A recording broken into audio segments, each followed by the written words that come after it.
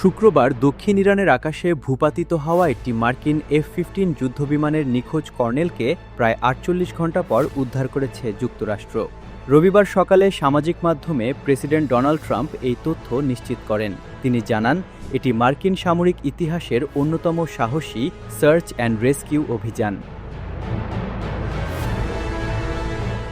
বিমানটিতে দুজন ক্রু ছিলেন এবং দুজনই ইজেক্ট করে বেরিয়ে আসেন।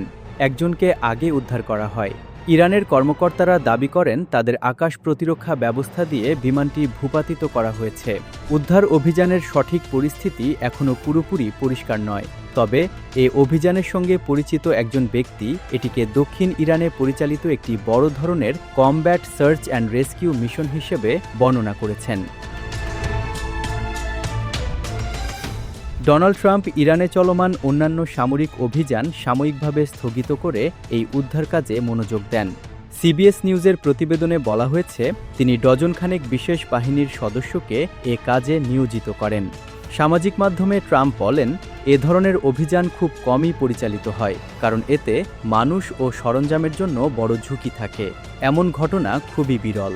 অবসরপ্রাপ্ত মার্কিন নৌবাহিনীর অ্যাডমিরাল উইলিয়াম ফ্যালন বিবিসিকে বলেন, সময়, বিশেষ করে রাত, এই অভিযানের জন্য সহায়ক ছিল।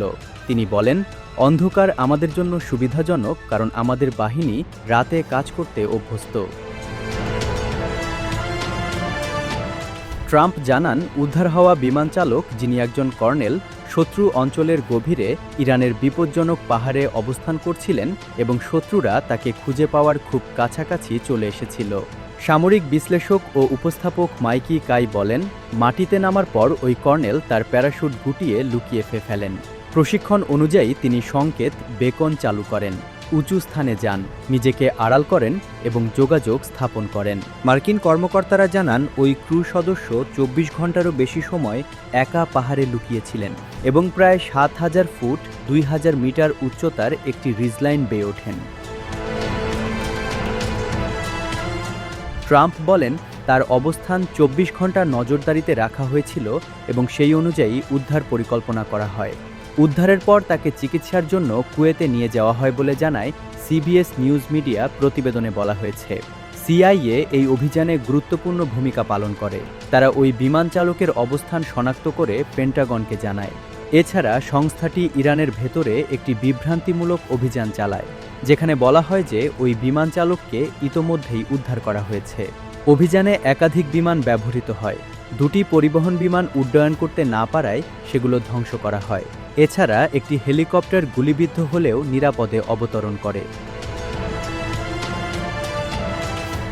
ইরান সরকার ওই মার্কিন ক্রুকে জীবিত আটক করার জন্য ৫০,০০০ পাউন্ড পুরস্কার ঘোষণা করেছিল। এই মার্কিন বৈমানিক ইরানের হাতে ধরা পড়লে তা হতো ট্রাম্প প্রশাসনের জন্য এক বিশাল রাজনৈতিক ও সামরিক ধাক্কা। ৪৮ ঘণ্টার রুদ্ধশ্বাস অভিযানের পর এই কর্নেলকে উদ্ধারে সফল হয় যুক্তরাষ্ট্র।